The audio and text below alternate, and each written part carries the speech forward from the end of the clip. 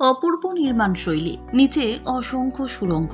অতীতে নাকি এইসব সুড়ঙ্গ দিয়ে অন্য মন্দিরে যাওয়া যেতেন রাজা, রানী, সাধু, সন্ত, পুরোহিত ও অন্যান্যরা। যদিও এখন বেশিরভাগ সুড়ঙ্গ পথই বন্ধ।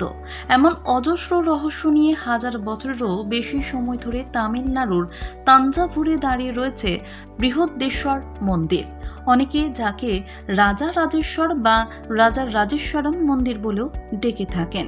এই মন্দিরের আরাধ্যা দেবতা শিব। মন্দিরের মূল ফটকে রয়েছে 16 ফুট লম্বা এবং 13 ফুট চওড়া নন্দী বা ষাঁড়ের মূর্তি। কথিত আছে, চোল রাজবংশের প্রথম রাজরাজ মন্দিরটি নির্মাণ করেছিলেন 1010 সালে। মন্দিরের লিপি খোদাই করা আছে, যা থেকে জানা যায় যে এই মন্দিরের প্রধান স্থপতি ছিলেন কুঞ্জরমল্লন রাজা পেরুন্থাজান। 5 বছর ধরে তৈরি হওয়া এই মন্দির নির্মাণে কাজে লাগানো হয়েছিল 60,000 টন গ্রানাইট পাথর। এটিই বিশ্বে গ্রানাইট পাথরে তৈরি প্রথম সম্পূর্ণ মন্দির। তার শীর্ষে স্থাপিত রয়েছে 80 টনের একটি গ্রানাইট পাথর।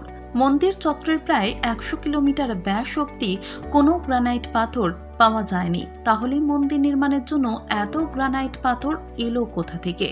আজও সেই প্রশ্নের উত্তর খুঁজছেন ইতিহাসবিদরা। সবচেয়ে বড় কথা যে গোটা মন্দিরটি তৈরি হয়েছে ইন্টারলকিং পদ্ধতিতে। ব্যবহার করা হয়নি কোনো প্লাস্টার, আঠা, সিমেন্ট। এই এলাকায় 6টি বড় ভূমিকম্প হয়ে গিয়েছে, তারপরও মন্দিরের কোনো ক্ষতি হয়নি। ভিত ছাড়াই তৈরি হওয়া 216 ফুট উচ্চতার এই মন্দির দাঁড়িয়ে রয়েছে আগের মতোই।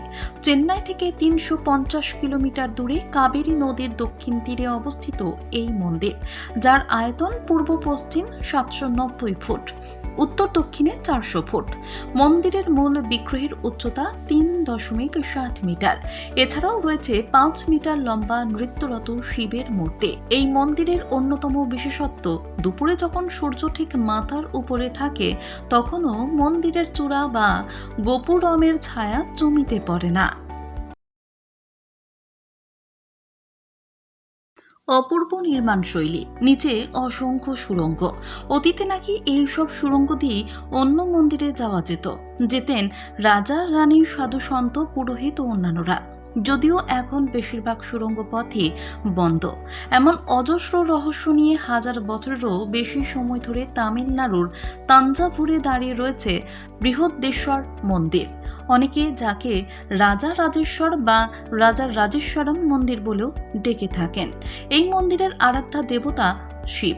মন্দিরের মূল ফটকে রয়েছে 16 ফুট লম্বা এবং 13 ফুট চওড়া নন্দী বা ষাঁড়ের মূর্তি।